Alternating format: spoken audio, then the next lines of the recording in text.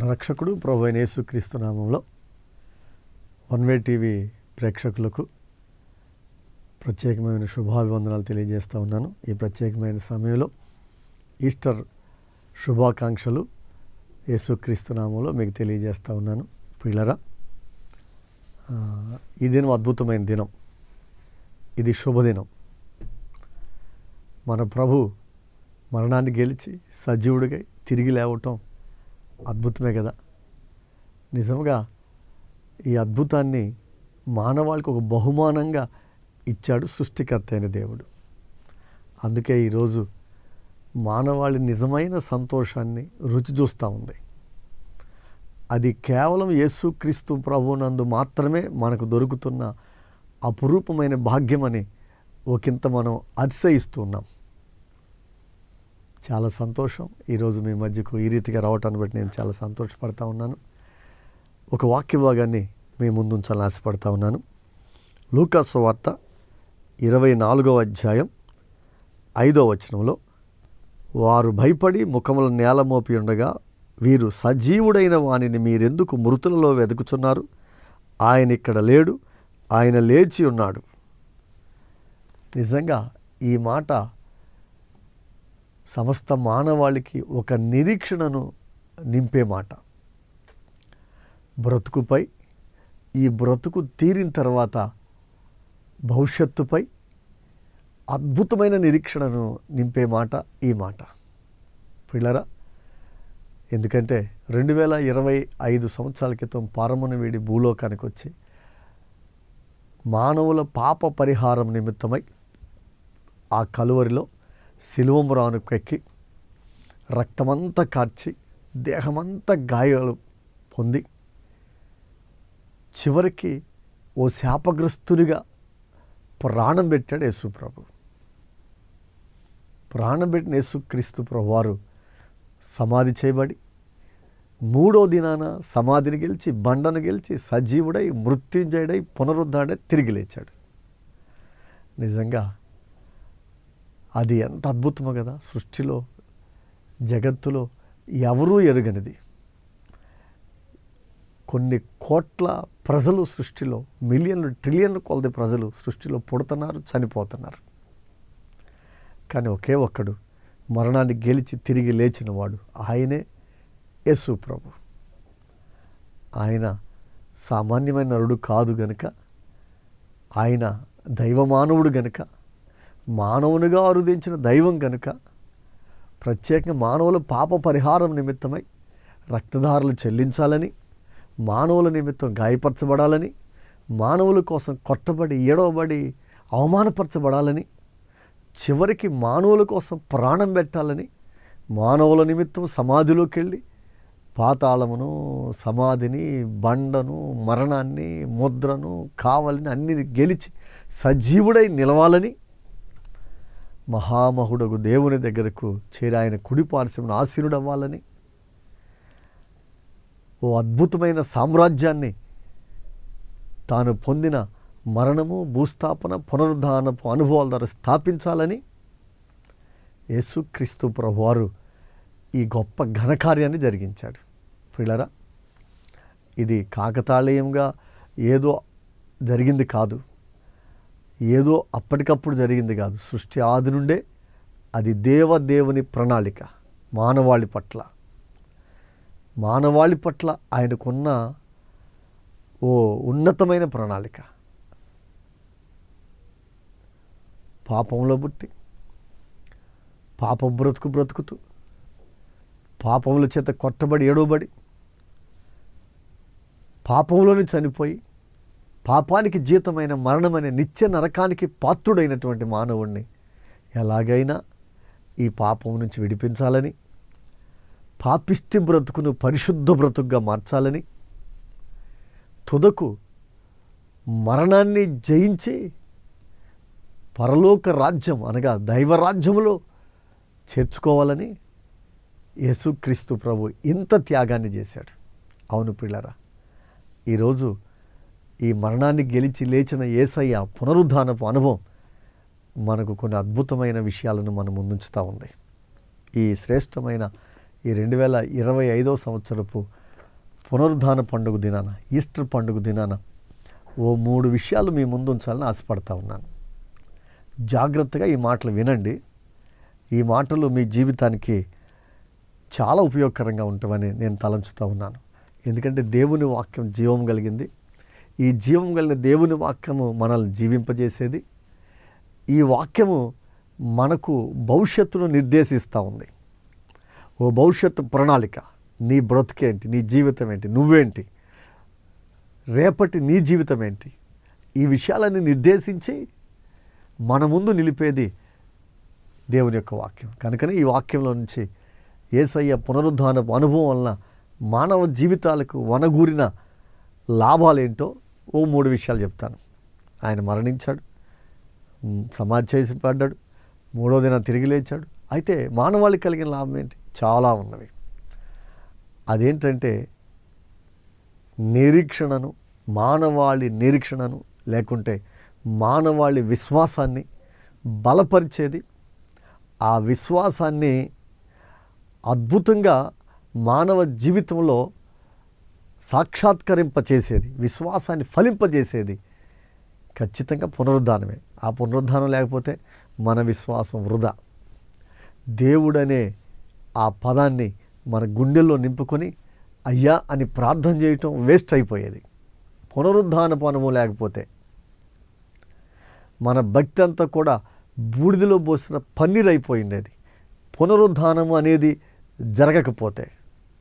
కానీ మన విశ్వాసం స్థిరమని, ఆ విశ్వాసం ఓ సత్యమైనటువంటిదని, ఈ విశ్వాసం ఖచ్చితంగా 100కి 100 పాళ్ళు మన బ్రతుకుల్లో అద్భుతమైన ఫలాన్ని నింపేదని రుజువు చేస్తూ యేసయ్య మరణాన్ని గెలిచి లేచాడు. దేవునికి మహిమ కలుగునుగాక, ప్రభునామానికి స్తుతి కలుగునుగాక. అవును ప్రియులారా, యేసుక్రీస్తు ప్రభు మరణ, భూస్థాపన, పునరుద్ధానపు అనుభవాలు మన హృదయంలో గొప్ప విశ్వాసాన్ని నింపితే ఆ విశ్వాసం చాలా ఫలితాలు తీసుకొస్తుంది. ఆ ఫలితాల్లో 3 చెప్తాను మీకు. మొట్టమొదటి విషయం జాగ్రత్తగా వినండి. మొదటి విషయం ఏంటంటే యేసయ్య గాయాలు పొందాడు. అవును కదా, తల మీద ముండ్ల కిరీటం, వీపంతా కూడా దెబ్బలు, ముఖాన పిడిగుద్దులు. ఆ పిడిగుద్దులు గుద్దితే ముక్కు, పెదాలు, కనుబొమ్మలు, ఈ ముఖమంతా కూడా పచ్చడైపోయింది, చెంపలు పెరికారు. ఆయన సుందరమైన రూపం కురూపిగా మారిపోయింది, చూడనొల్లని వానిగా మారిపోయాడు ఆయన. ఈ దేహమంతా కొడా దెబ్బలకు చర్మమంతా ఛిద్రమైపోయి పచ్చి మాంసం ముద్రగా మారిపోయింది. రక్తమంతా కార్చబడింది, నరాలు తెగిపోయినవి, రక్తనాళాలు పగిలిపోయినవి, రక్తము దారులు గట్టింది. కొట్టారు, నెట్టారు, తిట్టారు, ముఖాన్ని ఉమ్మివేశారు. ఆ యెరూషలేము వీధిలో అవమానకరంగా నడిపించారు. కల్వరి కొండ మీదకు తీసుకెళ్ళి చేతుల్లో మేకులు కొట్టారు, కాళ్ళల్లో మేకులు కొట్టారు, సిలువకు శాపగ్రస్తులాగా వేలాడదీశారు. ఆ సిలువ మీద వేలాడుతుంటే ఆయన రక్తమంతా తల నుండి రక్తం, ముఖం నుండి రక్తం, ఈ దేహమంతా రక్తం, చేతుల్లో నుండి రక్తం, ఈ కాళ్ళు, అరికాళ్ళ నుండి రక్తం, దేహమంతా అలా రక్తము దారులు గారుతూ ఉంది. నడినెత్తి మొదలుకొని అరికాలు వరకు ఆయన దేహమంతా గాయమే. ఈ గాయాలు ఎందుకంటే పిల్లరా, యెషయా గ్రంథం 53వ అధ్యాయం 5వ వచనం రాయబడింది, అతడు పొందిన దెబ్బల చేత మనకు స్వస్థత కలుగుతుందని. ఓ మాట చెప్పనా, లోకంలో చాలామంది గాయాలు అవుతూ ఉంటాయి, చాలామంది గాయపరచబడుతూ ఉంటారు. ఎన్నో రకాలుగా, ఏదో విధంగా, ఏ విధంగా అయినా కానీ గాయపడేవాళ్ళు చాలామంది ఉన్నారు, గాయపడి చచ్చిపోయేవాళ్ళు ఉన్నారు. కానీ ఆ గాయాలేవి మనకు ఉపయోగం కాదు, ఆ గాయాల వలన లాభం లేదు, ఎందుకంటే వాళ్ళు చచ్చిపోయారు, ఇక అంతే. కానీ యేసయ్య పొందిన గాయాలు ఉన్నవే, అవి మనకు స్వస్థత. మామూలుగా అందరూ పొందినట్లు గాయాలు పొంది చనిపోవటం అంతవరకు అయితే ఆ గాయాల వల్ల మనకు ఉపయోగం ఏమి ఉండేది కాదు. కానీ ఆ గాయపరచబడిన యేసయ్య చచ్చిపోయి సమాధిలోకి వెళ్ళి 3వ దినాన మరణాన్ని గెలిచి లేచాడు. ఈ దేహము మట్టి దేహముగా రక్త మాంసాలతో రూపుదిద్దబడిన ఈ దేహమునకు గాయాలు పొంది ఆయన చనిపోయి 3వ దినాన మహిమ రూపంతో తిరిగి లేచాడు. ఈ దేహపు హద్దుల్ని ఆయన జయించాడు, ఈ దేహపు బలహీనతల్ని జయించాడు. కనుక ఈరోజు మరణాన్ని గెలిచి లేచాడు గనుక, అంటే పునరుద్ధారుడయ్యాడు గనుక ఈరోజు ఆయన గాయాలకు మహత్తరమైన శక్తి ఉంది. ఆ శక్తి ఏంటంటే మనకున్న రోగాలన్నీ బాగు చేయటం. స్తుతి కలుగునుగాక. ప్రభుకే మహిమ ఘనత ప్రభావాలు చెల్లునుగాక. పిల్లరా, కనుక యేసుక్రీస్తు ప్రభు గాయాలు మనకున్నటువంటి రోగాలన్నిటిని తీసేస్తూ ఉన్నాయి. నిజంగా ఎంత అద్భుతం, ఎంత అపురూపం. ఆ గాయాలకు శక్తి ఉంది. కారణం ఏంటంటే ఒకటే, ఆయన మరణాన్ని గెలిచి లేచాడు. అలానే సమాధిలో ఉండిపోతే, ఇప్పటికీ సమాధిని గెలిచి ఉండకపోతే ఆ గాయాలు మనకి ఏమాత్రం లాభాన్ని వనగూర్చేవి కాదు. కానీ మరణాన్ని గెలిచి లేచాడు కనుకనే ఆ గాయాలకు జీవం ఉంది. ఆ గాయాలకు అద్భుతమైన శక్తి ఉంది. ఆ శక్తే మనల్ని బాగు చేయటం. నాకు ఒక కుమార్తె ఉంది, పేరు లవ్లీ. అనారోగ్యంతో హాస్పిటల్ పాలైంది. 21 రోజులు హాస్పిటల్లో ఉండాల్సిన పరిస్థితి. చాలా డబ్బులు ఖర్చు పెట్టాం. ముఖానికి మాస్క్, చేతికి సెలైన్లు ఎక్కుతూ ఉంది, మాటికి ఇంజక్షన్లు చేస్తూ ఉన్నారు. 21 రోజులు బ్లడ్ తీస్తూ ఉన్నారు, రోజు టెస్టులు చేస్తూ ఉన్నారు. 21 రోజులకి డాక్టర్స్ వచ్చి తేల్చిన విషయం ఏంటంటే, గుండె డాక్టర్ చెప్పాడు గుండె ఫెయిల్, లివర్ డాక్టర్ చెప్పాడు లివర్ ఫెయిల్, లివర్ పూర్తిగా పాడైపోయింది. ఊపిరితిత్తులు డాక్టర్ చెప్పారు ఊపిరితిత్తులు కుళ్ళిపోయినాయి అని. ఊపిరితిత్తులు అంటే నీరు చేరింది, ఇక ఊపిరితిత్తులు లాభం లేదు. కిడ్నీలు డాక్టర్ చూసి చెప్పాడు కిడ్నీలు 2 ఫెయిల్ అని. డాక్టర్లు ఒక్కొక్కరు చూడటం అయిపోయిందని. ముఖమంతా వాసిపోయింది, ఇక చలనం లేదు మనిషిలో. ఎక్కడో గుండె నాడి ఎక్కడో కొట్టుకుంటుంది. ఈ రాత్రి ఏ టైం అయినా ప్రాణం పొంది అన్నారు డాక్టర్లు. ఇక తీసుకెళ్ళిపోండి అని కూడా చేతులు ఇచ్చేసేసారు. ఇంజక్షన్స్ ఎక్కట్లేదు, సెలైన్లు ఎక్కట్లేదు, మెడిసిన్ బాడీ తీసుకోవట్లేదు. సెలైన్లు తీసేశారు, ఇంజక్షన్లు చేయడం మానేసారు, మూతుకున్న మాస్క్ కూడా తీసి పక్కన పెట్టేసేసారు. ఇక ఆమె మరణం కోసం ఎదురు చూస్తున్నాం. ఈ రాత్రి గడిస్తే తెల్లారి పొద్దున్న తీసుకెళ్ళాలి, ఈ రాత్రి ఎందుకులే అని అలానే ఉంచాం. అందరూ ఒకటే, దేవా నువ్వు ఉన్నావు, ఇచ్చావు, మరి నువ్వే తీసుకుంటావా, నువ్వైతే నీ చిత్తమైతే బాగు చేయమని సంఘం, దైవజనులు, దేవుని బిడ్డలు అందరూ ప్రార్థన చేస్తూ ఉన్నారు. అద్భుతం ఏంటంటే అర్ధరాత్రి 2 గంటలకు ఆ పిల్లలు ఒక అద్భుతమైన చలనం వచ్చింది, కదలిక వచ్చింది. ఆ కదలిక ఆ బిడ్డకు అసలు ఊపిరాడదనుకున్న పరిస్థితుల్లో చక్కగా ఊపిరి పీల్చుకుంటుంది, అందరిని చూసి నవ్వుతుంది, అందరినీ దగ్గర పీల్చుకుంటుంది. ఆమె చక్కగా ఫ్రీగా ఉండటం మొదలుపెట్టింది. ఆ వాపంతా పోయి ముఖమంతా ఫ్రీగా ఉంది. ఒక అద్భుతమైన, ఒక నూతనమైన తేజమేదో తన ముఖాంతరంలో, తన దేహంలో నింపబడింది. ఉదయాన్నే డాక్టర్లు వచ్చారు, చూసి ఆశ్చర్యపోయారు. ఇదేంటి రాత్రి తెల్లారిసారి చచ్చిపోద్ది అనుకున్నాం, బ్రతికిందే. గుండె డాక్టర్ గుండె మీద స్టెతస్కోప్ పెట్టి గుండె అద్భుతంగా పనిచేస్తుంది అన్నాడు. లివర్ డాక్టర్ బ్లడ్ టెస్ట్ చేసి లివర్ అద్భుతంగా పనిచేస్తుంది అన్నారు. ఊపిరితిత్తుల డాక్టర్ చూసి అసలు ఊపిరితిత్తులు ఏ ప్రాబ్లం లేదంటాడు. కిడ్నీ డాక్టర్ చూసి ఆ టెస్టులను చేసి కిడ్నీలు వెరీ గుడ్ అన్నాడు. అసలు ఈ అమ్మాయి ఐసీయూలో ఉండక్కర్లేదులే, రూమ్లో ఒక పూట ఉంచుదాం, ఒక పూట చూసి 2వ పూటకి ఇంటికి పంపించేశారు.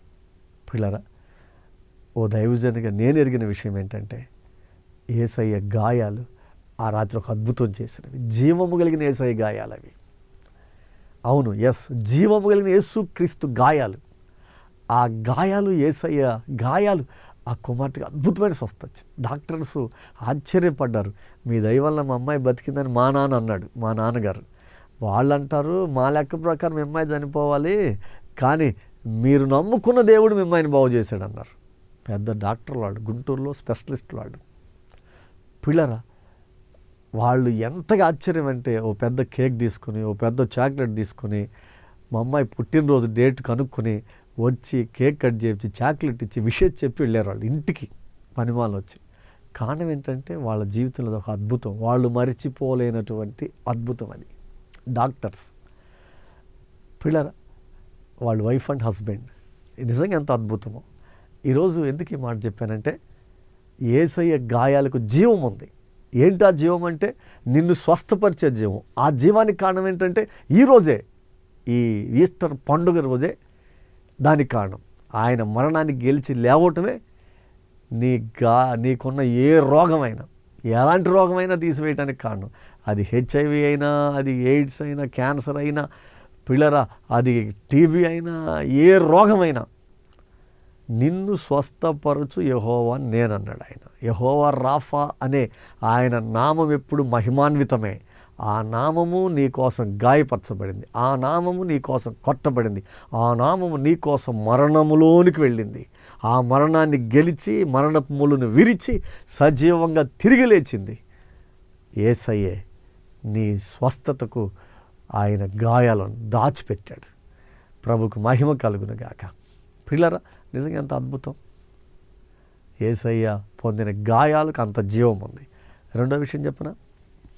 రెండో విషయం ఏంటంటే, ఆయన నడినెత్తి మొలక అరికాలు వరకు గాయాలు పొందితే ఆ గాయాల నుండి రక్తము కారింది. మనిషి దేహంలో సాధారణంగా ఒక 6 లీటర్ల రక్తం ఉంటుంది. యేసయ్య దేహములో ఉన్న రక్తమంతా యవ్వన కాలపు రక్తం. అది మంచి పుష్టి కలిగినటువంటి వయసులోని రక్తం. అది ఆ రక్తమంతా మానవాళి కొరకు చెల్లించాడు. చివరికి యేసయ్య పక్కలో బల్లెంతో పొడిస్తే ఎక్కడో గుండెల్లో మిగిలిపోయిన రక్తము నీటితో కలిసి బొలుక్కుమంటూ బయటకు వచ్చింది.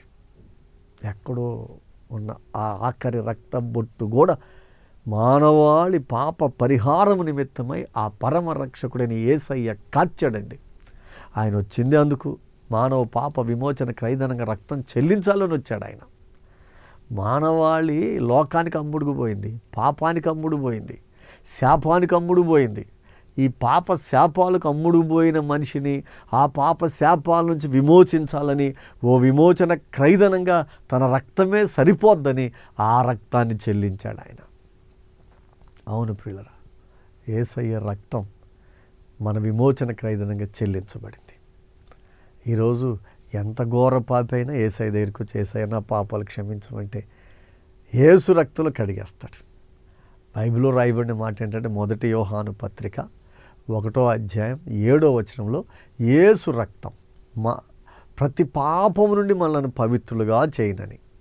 ఇంకొక మాట రాయబడింది, మన పాపములను మనం ఒప్పుకొని ఆయన నమ్మదగిన వాడు నీతిమంతుడు గనక మన పాపములను క్షమించి సమస్త దుర్నీతి నుండి మనల్ని పవిత్రులుగా చేయనని ఆ మాట అదే అధ్యాయంలో 9వ వచనంలో మనం గమనిస్తాం. పిల్లరా, యేసయ్య రక్తం మన పాపాలు కడిగిద్దా? కడిగిద్ది, ఖచ్చితంగా కడిగిద్ది. ఎందుకంటే ఆయన మరణాన్ని గెలిచి లేచాడు గనక. లోకంలో చాలామంది రక్తం గారుస్తూ ఉంటారు, రక్తం గార్చేవాళ్ళు ఉన్నారు, రక్తం దానం చేసేవాళ్ళు ఉన్నారు. దెబ్బలు తగిలితే రక్తమే కదా, చిన్న గుండు సూది మనం గుచ్చుకుంటే రక్తం వస్తుంది. ఈరోజు ఏదో సమయంలో మనుషుల రక్తం కార్చబడుతూ ఉంటుంది, ఇక ప్రతిరోజు జంతువుల రక్తం అక్కడక్కడ కార్చబడుతూనే ఉంటుంది. కానీ ఆ రక్తం కాదు, మానవుడు రక్తం కారిస్తే చచ్చిపోతే సమాధిలోకి వెళ్ళిపోతాడు. ఆ రక్తానికి జీవం ఉండదు, ఆ రక్తానికి ఏ మహిమాన్వితము ఉండదు. కానీ యేసయ్య రక్తము మహిమాన్వితమైనది. కారణం ఏంటంటే, ఆయన మరణాన్ని గెలిచి లేచాడు గనక మరణపు ముళ్ళును విరిచాడు, పాపం అనే ముళ్ళును విరిచాడు ఆయన. ఎందుకంటే మనిషి మరణానికి కారణమే పాపం. ఆ పాపం వల్లకి మరణం వచ్చింది. ఏదైనా తోటలో ఆదామవ్వలు చేసింది అదే కదా, పాపం చేసి పాపానికి జీతమైన మరణాన్ని తీసుకొచ్చి దాన్ని మనందరూ తరతరాలకు ఒక బహుమానంగా ఇస్తున్నారుగా. ఆ మరణాన్ని ఓడించి మరణాన్ని గెలిచే ప్రజలుగా తన నమ్మిన బిడ్డలు చేయాలని యేసు ప్రభు ఇప్పుడు రక్తం కార్చాడు, మరణాన్ని గెలిచి లేచాడు. కాబట్టి మనలో ఉన్న మరణం పోవాలంటే దానికి కారణమైన పాపం పోవాలి, పాపం పోవాలంటే రక్తం కావాలి. అందుకని ఆయనే రక్తం కార్చాడు. అది కూడా అందరు గార్చినట్లు కాదు, అందరికీ గారినట్లు కాదు, ఇది మరణమును గెలిచి లేచిన యేసయ్య రక్తం కనుక ఈరోజు ఆ రక్తం మన పాపాలన్నీ గడిగేసింది. అంత మహత్తరమైన శక్తి ఆ రక్తానికి ఉంది. అవును పిల్లరా, యేసు రక్తం ద్వారా మన పాపాలన్నీ కడిగివేయబడతాయి. ఈరోజు చూడండి ఎందరో దొంగలు, హంతకులు, మోసగాళ్ళు, వ్యభిచారులు, కూలీకోర్లు, ఎందరో తాగుబోతులు, తిరుగుబోతులు, తిట్టుబోతులు, పొగరబోతులు యేసుప్రభు దగ్గరికి వస్తున్నారా? ఈ యేసయ్య చెంతకి చేరుతున్నారా? యేసుక్రీస్తు ప్రభు దగ్గర వాళ్ళ జీవితంలో ఒక అద్భుతమైన పరివర్తన మనం చూడగలుగుతున్నాం కదా. ఈ లోకంలో ఎందరో ఎవరైనా పాపిష్టి బ్రతుకును మానుకొని సమాజంలో సగర్వంగా నిలబడుతున్నాడంటే దానికి ఖచ్చితంగా యేసుక్రీస్తు కారణమవుతున్నాడు. ఈరోజు యేసయ్య దగ్గరికి వచ్చి తాగుబోతు బతుకులు మార్చుకొని జీవితంలో ప్రతి చెడుని విడిచిపెట్టి తమ బ్రతుకులు యేసయ్యకి సమర్పించి సమాజంలో గౌరవప్రదంగా ఓ పరివర్తనతో బ్రతుకుతున్న వారు కోకొల్లలు ఉన్నారు. దానికి కారణం ఏంటంటే యేసు రక్తమే. యేసు రక్తంలో తమ పాపాలు కడుక్కుంటున్నారు. ఒప్పుకుంటున్నారా యేసయ్య దగ్గర? అయ్యా నేను పాపిని క్షమించమని. యేసు రక్తం వాళ్ళ దోషాలను కడిగేస్తుందా? వాళ్ళు పరిశుద్ధులు అవుతున్నారా? అంతేకాదు ఈరోజు సమాజంలో గౌరవప్రదంగా బ్రతుకుతున్నారు. స్తోత్రం చెల్లిద్దాం. హల్లెలూయా. నేను ఒక ఊరు పోయినా, ప్రార్థన ప్రారంభించాం. నేను కుర్చీలో కూర్చున్నాను. పాటలు పాడుతూ ఉన్నారు. అందులో పెద్ద ఆయన వచ్చాడు. పెద్ద బైబిల్ ఒకటి తీసుకుని, పంచె కట్టుకుని, పైన కండ ఒకటి వేసుకుని, తెల్ల పైజమా కట్టుకుని వచ్చాడు. ఆయన ఆడ కూర్చోబెట్టి వెనకాల ఆయన ప్రార్థన కోట ఏర్పాటు చేసిన ఇంటి తల్లిగారు యజమానులు గబగబా వెళ్ళి ఆయన తీసుకొచ్చి నా పక్కన కూర్చోబెట్టింది. ఆయన పక్కన కూర్చున్నాడు. అయ్యా తమరు దేవురు అన్నాడు. గుంటూరు అన్నాను.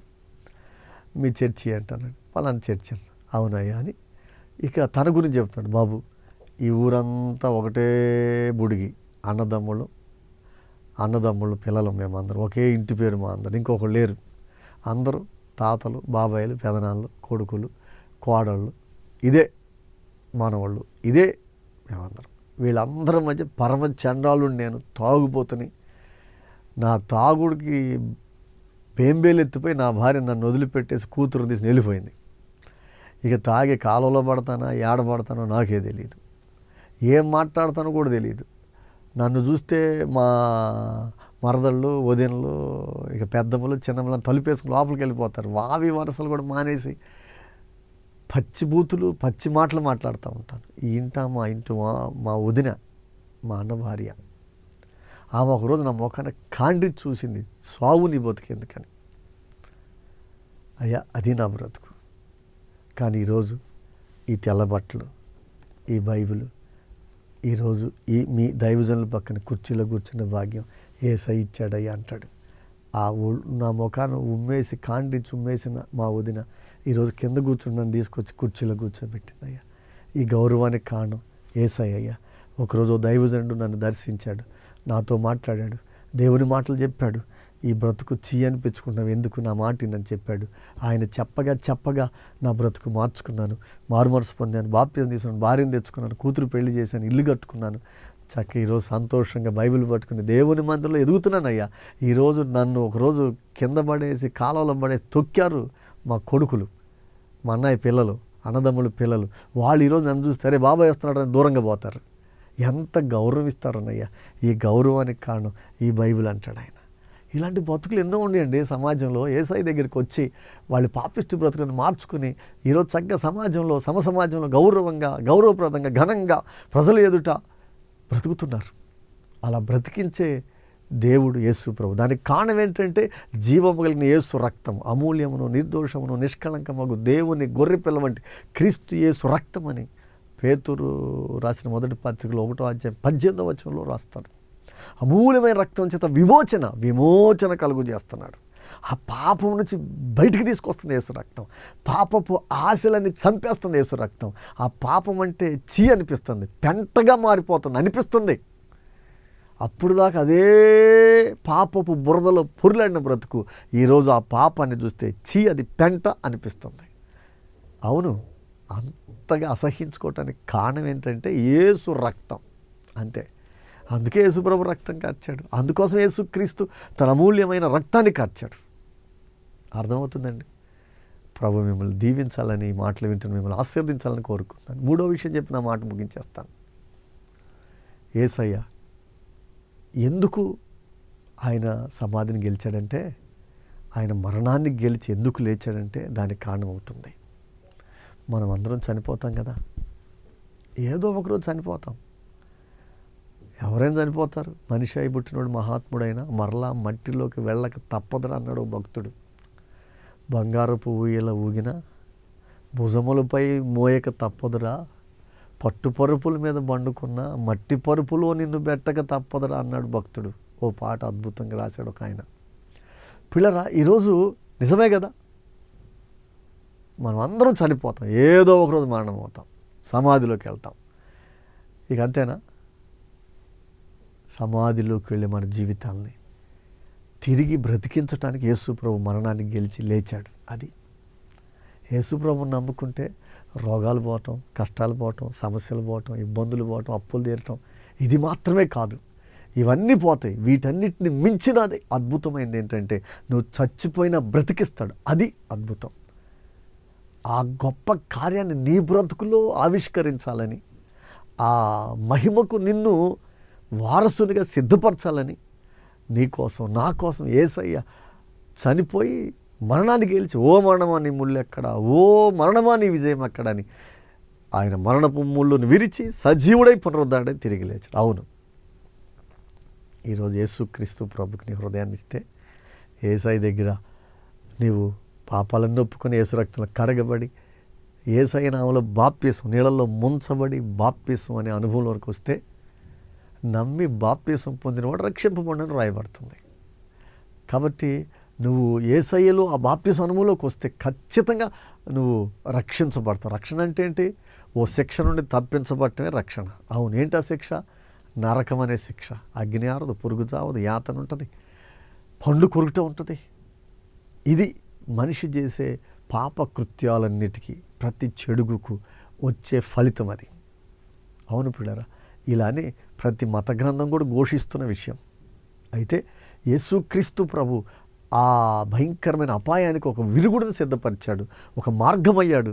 ఆయనే మార్గం అయ్యాడు, మరణాన్ని గెలిచి లేచి. ఈరోజు యేసయ్య దగ్గరికి వస్తే, వారు మనసు మంది బాప్తిసం తీసుకుని ఆయన అంగీకరిస్తే, ఇప్పుడు నువ్వు చచ్చిపోయినా బ్రతికించబడతావు. అవును, బైబిల్లో రాయబడిన మాట ఏంటంటే, తిమోతికి రాసినటువంటి 2వ పత్రికలో అపోస్తలుడైన పౌలు రాస్తాడు, 2వ అధ్యాయం 11వ వచనంలో ఈ మాట నమ్మదగినది. అదేంటంటే, మనం ఆయనతో కూడా చనిపోయిన వారమైతే ఆయనతో కూడా బ్రతికించబడదు అంటాడు. ఎంత అద్భుతం అండి! ఆయనతో కూడా చనిపోతే ఆయనతో కూడా బ్రతికించబడతామంట. అవును, అందుకే ఆయన బ్రతికింది, చచ్చిపోయి మనందరినీ బ్రతికించడానికి, మరణించిన మానవాళ్ళని తిరిగి మరణపు గోధుల నుంచి పైకి లేవనెత్తడానికి. అందుకే ఆ రోజు నాయును విధోరాలి కొడుకుని బ్రతికించాడా, యాయిరు అనేటటువంటి ఆయన యొక్క కుమార్తెను బ్రతికించాడా, చచ్చిపోయినటువంటి లాజర్ని 4 రోజుల తర్వాత బ్రతికించాడు. ఆయన బ్రతికించిన దేవుడు అండి. ఆయన చనిపోయిన రోజు ఎందరో పరిశుద్ధులు సమాధులోంచి లేపబడి యెరూషలేం పట్టణంలో మనుషులకు కనపడ్డారని సాక్ష్యం చెబుతుంది బైబిల్ గ్రంథం. ఆయన మరణముపై విజయాన్ని సాధించిన దేవుడు. నువ్వు చచ్చిపోయినా, నేను చచ్చిపోయినా రేపు బ్రతికిస్తాడు. క్రైస్తవ్యంలో ఉన్నటువంటి అద్భుతమైనటువంటి భాగ్యం ఏంటంటే అది. ఈరోజు నువ్వు యేసుప్రభుని ఎందుకు నమ్మాలంటే అది. నువ్వు చనిపోయినా బ్రతికిస్తాడు, అందుకే యేసుప్రభుని నమ్మాలి, అందుకే యేసుప్రభుకి నీ జీవితం ఇవ్వాలి. పిల్లరా, మనల్ని బ్రతికించి నరకమనే శిక్షను తప్పించి మోక్షమైన పరలోక రాజ్యం చేరుస్తాడు ఆయన. కాబట్టి ఈరోజు ఆ పరలోక రాజ్యం చేరేటట్లుగా యేసయ్యకి మీ హృదయాలు ఇవ్వమని ప్రభు పేట ప్రేమతో మనవి చేస్తూ ఉన్నాను. ఎందుకంటే ఆయన మరణాన్ని గెలిచి లేచిన దేవుడు కనుక నిన్ను కూడా గెలిపిస్తాడు. ఆయన నిన్ను ఓడిపోనీయుడు, మరణం చేతులు ఓడిపోనీయుడు, ఇక లోకంలో ఏ కష్టాల నుంచి అయినా కూడా వాటిలో ఓడిపోనీయుడు. అందుకని దిగులు పడవకండి. కష్టాలు వచ్చిన, శ్రమలు వచ్చిన, శోధనలు వచ్చిన, మరణాన్ని గెలిచి లేచిన దేవుడు ఉన్నాడని గుర్తుపెట్టుకోండి. ఆ దేవుడు ప్రతి పరిస్థితిలో నీకు గెలిపిస్తాడు, ప్రతి పరిస్థితి నుంచి విడిపిస్తాడు, సమస్తంపై జయమిస్తాడు, చక్కగా నీకు మోక్షరాజ్య భాగ్యం ఇస్తాడు. అందుకని ఈస్టర్ పండుగ. ఈస్టర్ అంటే ఏదో పండుగ చేసుకొని చక్కగా సంతోషించడం మాత్రమే కాదు, అన్నీ సొంతం చేసుకుని, అంటే ఆయన గాయాల్లో స్వస్థత, ఆయన రక్తంలో పాపక్షమాపణ, ఆ తర్వాత యేసయ్య దగ్గర బాప్తిస్మ అనుభవాలతో చచ్చిపోయిన బ్రతుకుతానని ఒక నిరీక్షణ. ఎందుకంటే జీవగ్రంథంలో నీ పేరు రాసుకుంటాడు ఆయన, పరలోక పౌరసత్వాన్ని సిద్ధపరుస్తాడు ఆయన, పరలోకంలో ఓ మోక్ష గృహాన్ని, నిత్య నివాసాన్ని, ఆ నిత్య సియోన్లో నీ కొరకు ఆయన కడతా ఉన్నాడు, సిద్ధపరుస్తూ ఉన్నాడు. అవును, ఆ గొప్ప భాగ్యాలు ఈ అనుభవాల గుండా నీకు ఇవ్వాలని మరణాన్ని గెలిచి లేచాడు ఆయన. అందుకనే ఈరోజు ఆ అనుభవాలు పొందిన వాళ్ళ సంతోషం ఇంత అంత కాదు. ఆ సంతోషంతోనే ఈరోజు ఈ ఈస్టర్ పండుగని సంతోష సంబరాలతో చేసుకుందాం, ఆనందపడదాం. సంబరంగా మన దేవుడు మరణాన్ని గెలిచి లేచిన దేవుడని, మన బ్రతుకులు భాగ్యంగా మార్చిన దేవుడని, భవిష్యత్తును బంగారంగా మార్చినటువంటి దేవుడని, యుగయుగాలు ఆయన రాజ్యంలో మనల్ని చేర్చుకోవటానికి మన కోసం రేపో మాపో రాబోతున్నాడని, ఓ నిత్య సియోన్లో మనల్ని ఉంచుతాడని నిరీక్షణతో సంతోషంగా ఈ పండుగ చేసుకుందాం. ఓ దైవజనుగా 2 చేతులు జోడించి ఇంకొక మాట చెప్పనా, ఒకవేళ మీరు ఇంకా ఈ యేసు క్రీస్తులోని ఆ పరమభాగ్యాలు ఇంకా పొందుకోకపోతే, అంటే ఆయన గాయాల్లో విశ్వాసం ద్వారా స్వస్థత, క్షేమం, సమాధానం, ఆదరణ, నెమ్మది, ఈ భాగ్యాలు ఇంకా పొందకపోతే, యేసు రక్తంలోని పాపక్షమాపణ, శాప విమోచన ఇంకా పొందకపోతే, యేసయ్య మరణాన్ని గెలిచి లేచిన అనుభవంలోని నిత్య జీవాన్ని నువ్వు ఇంకా సంపాదించుకోకపోతే, ఈ ఈస్టర్ పండుగ రోజైనా ఈ అనుభవాలు సంపాదించుకొని మీ జీవితాలని యేసుక్రీస్తు ప్రభుకి అప్పజెప్పమని ఓ దైవజనుగా 2 చేతులు జోడించి మనవి చేస్తున్నాను. ఇంకా ఆలస్యం చేసే రోజులు కావు ఇవి. ఇంకా రేపో మాపో అని వాయిదా వేసే రోజులు అసలే కాదు ఈ రోజులు. ఈ దినాలు ఖచ్చితంగా నీ బ్రతుకును ప్రభుకు సమర్పిస్తే సురక్షితమైనటువంటి దేవుని రాజ్యములో చేర్చబడటానికి నీవు ప్రభు కృపలోకి, ప్రభు హస్తాలకు వస్తావు. లేకపోతే అపాయకరమైన నిత్య నరకంలోకి త్రోసివేయబడటానికి, 7 ఏండ్ల శ్రమల కాలంలో ఇబ్బందులు పాలవటానికి, ఇక ఎప్పటికీ దేవుని ముఖం చూడలేని పరిస్థితిలో దూరంగా ఎక్కడో ఆవలి తీరాల్లో మిగిలిపోతాం. అందుకని ఆ భయంకరమైన పరిస్థితి రాకుండా ఎప్పుడు ప్రభుతో ఉంటూ ఆయన ముఖారవిందాన్ని చూస్తూ సేవిస్తూ ఆయన రాజ్యంలో చేరేటట్లుగా ఈ పండుగ దినమైన మారని మీ బ్రతుకులు మార్చుకోమని, ఇంకా మార్పులేని మీ జీవితాలు సరిచేసుకోమని ఓ దైవజనునిగా మిమ్మల్ని హెచ్చరిస్తూ ఉన్నాను. అవును, హెచ్చరిస్తూ ఉన్నాను. జీవితాలని సరిచేసుకున్నాం. క్రీస్తు యేసు బిడ్డవై ఈస్టర్ పండుగ చేసుకుంటూ మారు మనసు లేకుండా ఈ నిత్య జీవపు ఆ రక్షణ అనుభవాలు సంపాదించుకోకుండా ఇంకా నువ్వు అలా ఉంటే అంతకన్నా దౌర్భాగ్యం అని ఉందా? లేదు పిల్లరా. అందుకనే అలాంటి దౌర్భాగ్యంలో మిగిలిపోకూడదు. మనం యేసయ్యను కలిగి ఉన్న మనం పూర్తిగా యేసయ్యలోని మాధుర్యాన్ని అనుభవించాలి. అంతే. ఈరోజు బిర్యానీ వండుకున్నామంటే ఆ మాధుర్యాన్ని అనుభవించకపోతే వండుకున్న ఉపయోగం ఏంటి కదా? కాబట్టి అలానే యేసయ్యను కలిగిన నీ జీవితంలో యేసయ్యలోని పరిపూర్ణమైన శక్తిని నువ్వు అనుభవించకపోతే, యేసయ్య సిద్ధపరిచిన భాగ్యాలన్నీ సొంతం చేసుకోకపోతే, నా దేవుడు యేసయ్య అని చెప్పుకోవడం వృధాయే కదా. కనుక యేసయ్య నా దేవుడని చెప్పుకునే ఈ భాగ్యాన్ని వృధాగా మార్చుకోవాకు. యేసయ్య నా దేవుడే కాదు, నా రక్షకుడు, నా విమోచకుడు, నా కోసం పరలోక పట్టణాన్ని సిద్ధపరిచాడు. రేపు నేను ఆయనతో కూడా ఆ రాజ్యంలో ఉంటాను అనే నిరీక్షణ సంపాదించుకో. ధన్యురాలు అవుతావు. చాలా సంతోషం. ఈరోజు ఈ వన్ వే టీవీ ఛానల్లో ఈ ఈస్టర్ ప్రోగ్రాంలో పాల్గొన్న మిమ్మలను ప్రభు దీవించునుగాక. ఈస్టర్ శుభములతో నింపి ఆశీర్వదించి మీ భవిష్యత్తును పరలోక రాజ్యానికి సిద్ధపరిచి బంగారంగా మార్చి ఆశీర్వదించి వర్ధిల్ల చేయను గాక. చిన్న ప్రార్థన చేస్తాను. కళ్ళు మూసుకోండి. పరిశుద్ధమైన మా తండ్రి రక్షకుడా, ఈ ప్రత్యేకమైన సమయంలో మా ప్రభువా, ఈ వన్ వే టీవీ ప్రోగ్రాంలో ఈస్టర్ కార్యక్రమంలో మీరు ఈ మాటలను మా ముందు ఉంచినందుకు వందనాలు. ప్రకటించబడిన ఈ మాటలు ప్రతి హృదయంలో ఫలింపచేయండి. ఈస్టర్ ఆశీర్వాదాన్ని ప్రతి ఒక్కరు సొంతం చేసుకోవాలి. ఈ ప్రేక్షకులందరూ అలా సొంతం చేసుకొని నీ నిత్య రాజ్యంలో చేరినట్లుగా సిద్ధపరచండి. అలానే ఈ వన్ వే టీవీ ప్రోగ్రామ్స్ని కూడా దీవించండి. ఈ ప్రోగ్రామ్స్ ఆయన ముందుకు తీసుకెళ్తున్న తమ్ముళ్ళందరిని ఆశీర్వదించి మేలులతో తృప్తిపరచండి. అనేకులకు ఆశీర్వాదంగా చేయండి. నీ కృపకు అప్పగిస్తూ మా రక్షకుడైన యేసయ్య నామమున ప్రార్థిస్తున్నాను తండ్రి. ఆమెన్. ఆమెన్. ప్రభు కృప మీకు తోడైండును గాక. మరొకసారి ఈస్టర్ శుభముతో సెలవు.